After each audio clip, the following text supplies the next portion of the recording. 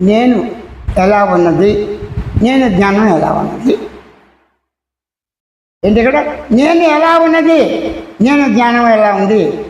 దేహం ఎలా ఉంది, దేహ జ్ఞానం ఎలా ఉంది. అణువులు ఎలా ఉన్నాయి, అణు జ్ఞానం ఎలాగుంది.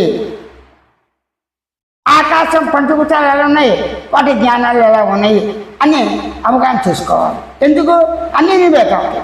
నేను అవగాహన చేసుకోవాలంటే అనేక విధాలుగా నిన్ను నువ్వే అనేక పేరుతో అస్తిత్వంతో ఉనికిగా, చిత్త పదార్థంతో ఎరుకుతో, అనుభవ పదార్థంగా, అనుభూతిగా, అనుభవ పరంపరతో, నిద్ర అనుభవం, కళ అనుభవం, మెలకు అనుభవం, దేహానుభవం, రోగానుభవం, ఆరోగ్యానుభవం, అన్ని రకాల అనుభవాలు ఉన్నాయిగా.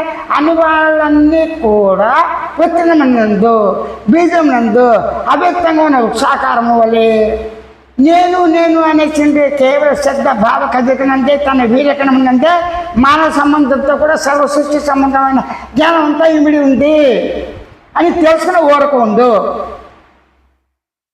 దీనివల్ల ప్రయోజనం ఏంటంటే ప్రయోజనం ఏది లేదు కదా.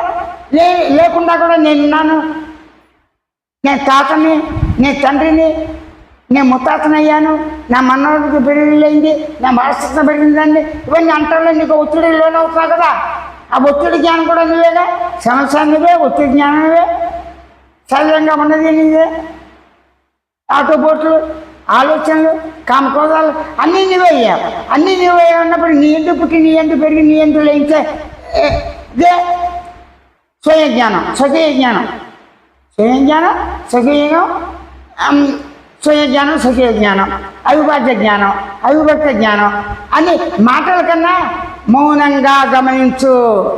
అంటే నువ్వు ఏమి మాట్లాడుతున్నా మామూలుగా ఎప్పుడు మాట్లాడి నోరు నొప్పి పుట్టైనా కామైపోతాడుగా. నోరు నొప్పి పుట్టిన కాస్త మంచిది అవకాశం మౌనంగా పడి ఉంటా అంటాడు. అండ్ కళ్ళు తెచ్చి అన్నీ అబ్జర్వ్ చేస్తుంటే ఎవరే అవుతారు, ఎవరే అక్కడ అంటాడు. అలా ఉండే ఏదో చెప్పండి, అమ్మ మామూ తేలి పడిందిరా బాబు చంపేట్రా అంటాడు. అంటే ఏంటి, ఎంత మౌనంగా ఉన్నా అకస్మాత్తుగా జరిగే సంఘటనలకి, ఆటోమేటిక్గా వచ్చే ఆలోచనలకి స్పందించకుండా ఉండడు. ఏపీ పెళ్లి చేసుకుంటుంటాడు, ఆ కాలేజీ ఫ్రెండ్స్ గుర్తుకొచ్చే వాళ్ళకి పెళ్లి లేకుండా నేను చేసిన వాళ్ళు ఏమంటారు, చెప్పకుండా చేస్తానే అని బాధపడతాడు. లేదు వాళ్ళు లైనింగ్ చేసిన వాళ్ళు చేస్తే ఏమంటారో, వాళ్ళు పోతారో ఉంటారో అంటాడు. ఇవన్నీ అనుకుంటూ కూడా తాళి కట్టచ్చుగా. అంటే నువ్వు ఒక ఆలోచన చేసినప్పుడు, ఒక సంఘటన ఉన్నప్పుడు, ఒక అనుభూతున్నప్పుడు వేరే అనేక రకమైన ఆలోచన అనుభూతులు రావటం సహజం. నిద్రపోయే ముందు అమ్మయ్య నిద్ర వస్తుంది అనుకుంటున్నాను, నిద్రపోయే ముందు అనేక ఆలోచనలు పెట్టుకుంటాగా అనుభూతులు. అవి జరిగినవి, జరగబోయేవి, జరుగుతున్నవి అన్నీ నువ్వే అంటున్నావు.